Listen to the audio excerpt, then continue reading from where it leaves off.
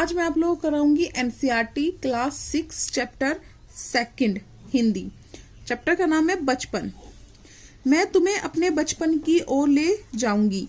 मैं तुमसे कुछ इतनी बड़ी हूँ कि तुम्हारी दीदी भी हो सकती हूँ, तुम्हारी नानी भी, बड़ी बुआ भी, बड़ी मौसी भी। परिवार में मुझे सभी लोग जीजी कहकर ही पुकारते हैं। हाँ, इन दिनों कुछ बड़ा बड़ा यानी उम्र में सयाना महसूस करने लगी हूँ। शायद इसलिए कि पिछली शताब्दी में मैं पैदा हुई थी। मेरे पहनने ओढ़ने में भी काफी बदलाव आए हैं। पहले मैं रंग बिरंगे कपड़े पहनती रही हूँ, नीला, जामुनी, ग्रे, काला, चॉकलेटी। अब मन कुछ ऐसा करता है कि सफेद पहनो, गहरे नहीं, हल्के रंग। मैंने पिछले दशकों में तरह तरह की पोशाकें पहनी हैं। पहले फ्रॉक, फिर निक्कर, वाकर, सर्क, स्कर्ट, लहंगे, गरारे और बहुत चूड़ीदार और घेरदार कुर्ते। बचपन के कुछ फ्रॉक तो मुझे अब तक याद है। हल्की नीली और पीली धारी वाली फ्रॉक, गोल कॉलर और बाजू पर भी गोल कफ, एक हल्के गुलाबी रंग का बारीक चुन्नेटोदार घेरदार फ्रॉक, नीचे गुलाबी रंग की फ्रॉक। इन दिनों फ्रॉक के ऊपर की जेब में रुमाल और बालों में इतराने रंग बिरंगे रिबन का चलन था। लेमन कलर का बड़े प्लेट वाला गर्म फ्रॉक जिसके नीचे फर टंगी थी।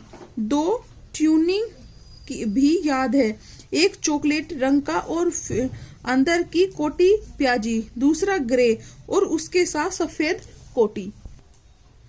मुझे अपने मोजे और स्टॉकिंग भी याद है।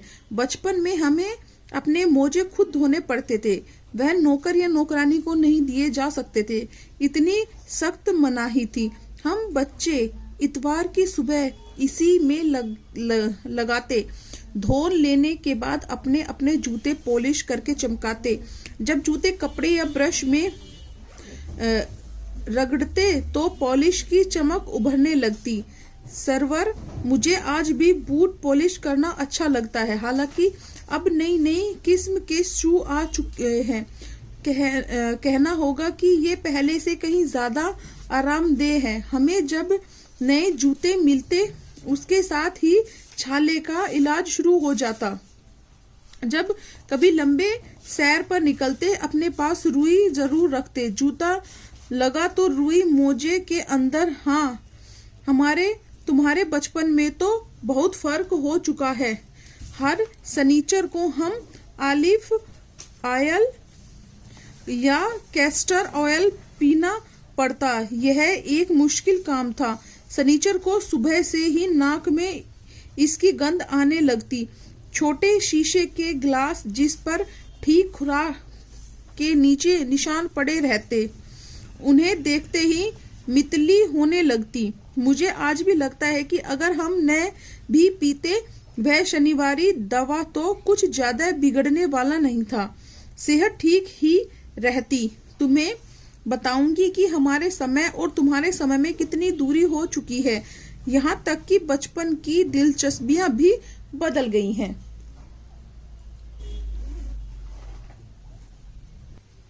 ठीक है, याद रहे उन दिनों कुछ घरों में ग्रामोफोन थे, रेडियो और टेलीविजन नहीं थे।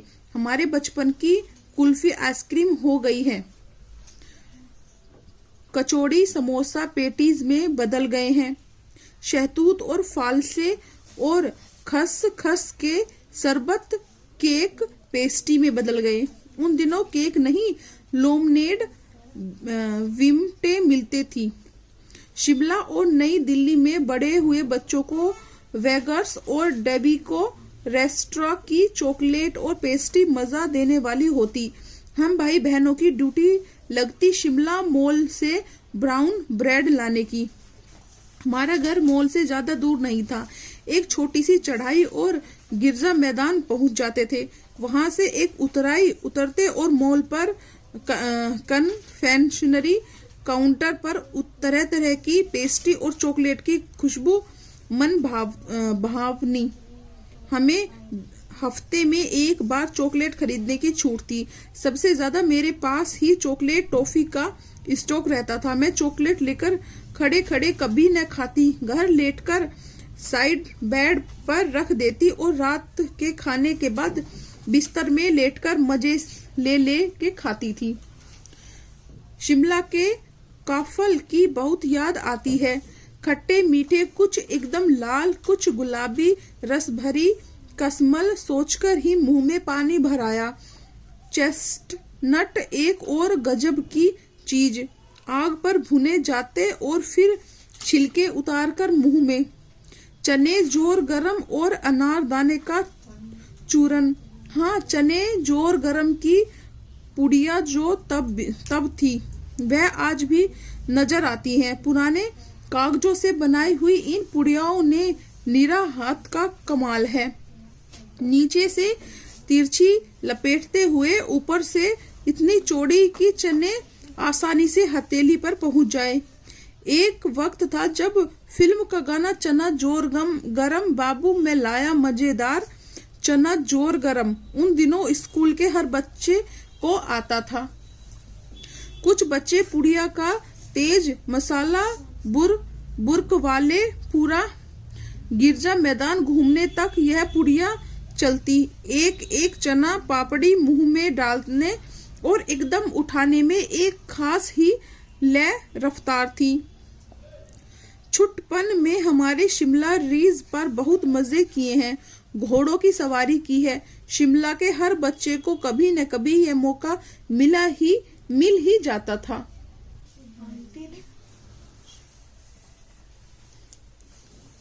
हम जाने क्यों घोड़ों को कुछ कमतर करके समझते, उन पर हंसते थे।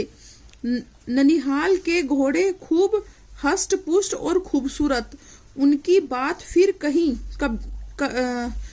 कभी शाम को रंग बिरंगे गुब्बारे, सामने जाखू का पहाड़, ऊंचा चर्च की घंटियां बजती तो दूर दूर तक उनकी गूंज फैल जाती। लगता इनके संगीत से प्रभु यीशु स्वयं कुछ कह रहे हैं। सामने आकाश पर सूर्यास्त हो रहा है, गुलाबी सुनहरी धारियां नीले आसमान पर फैल रही हैं। दूर दूर तक फैले पहाड़ों के मुखड़े गहराने लगे और देखते देखते बत्तियां टिमटिमाने लगी। रिज पर की रौनक और मॉल की दुकानों की चमक को भी क्या कहने। स्कोल्ड पॉइंट की भीड़ में उभरता कोलाहट। सर्वर स्कैंडल पॉइंट के ठीक सामने उन दिनों एक दुकान हुआ करती थी जिसके शोरूम में शिमला कालका ट्रेन का मॉडल बना हुआ था। उस पर खड़ी छोटी छोटी डिब्बों वाली ट्रेन, एक और लाल टीन की छत वाला स्टेशन और सामने सिग्नल देता खंबा, थोड़ी थोड़ी दूर पर बड़ी सुरंगें। पिछली सर्दियों में तेज रफ्तार वाली गाड़ी वही थी। कभी कभी हवाई जहाज भी देखने को मिलते। दिल्ली में जब भी उनकी आवाज आती, बच्चे उन्हें देखने बाहर दौड़ते। दिखता एक भारी भरकम पक्षी उड़ता जा रहा है पंख फैलाकर, यह देखो, और वह गायब। उसकी स्पीड ही इतनी तेज लगती थी। हाँ, गाड़ी के मॉडल वाली दुकान के साथ एक और ऐसी दुकान थी जो मुझे कभी नहीं भूलती। यह वह दुकान थी जहां मेरा पहला चश्मा बना था। वहां आंखों के डॉक्टर अंग्रेज थे। शुरू में चश्मा लगाना बड़ा अटपटा लगा। छोटे बड़े मेरे चेहरे की ओर देखते और कहते, आंखों में कुछ तकलीफ है, इस उम्र में ऐनक दूध पिया करो। मैं डॉक्टर साहिब का कहाँ दोहरा देती, कुछ देर पहनोगी तो ऐनक उतर जाएगी। वो डॉक्टर साहिब ने पूरा आश्वासन दिया था, लेकिन चश्मा तो अब तक नहीं उतरा।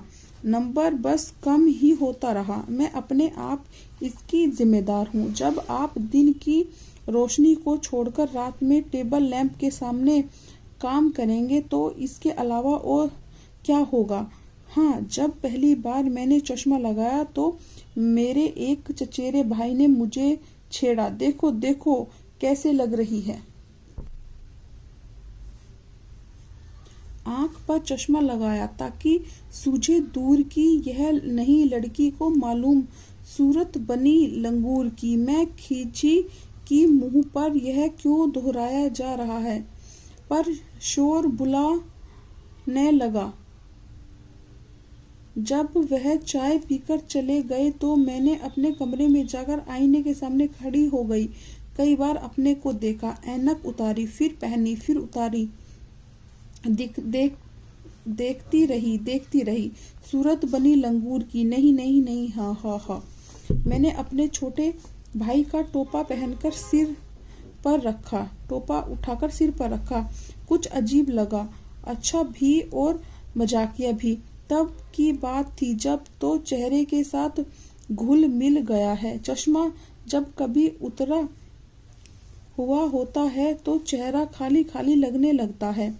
याद आ गया वह टोपा, काली फ्रेम का चश्मा और लंगूर की सूरत। हा, इन दोनों शिमला में मैं सिर पर टोपी लगाना पसंद करती हूँ। मैंने कई रंगों की जमा कर ली है, कहाँ दुपट्टों का ओढ़ना और कहाँ सहल शुभीते वाली हिमाचली टोपियाँ। कृष्णा सोबती। Write by Krishna Sobti.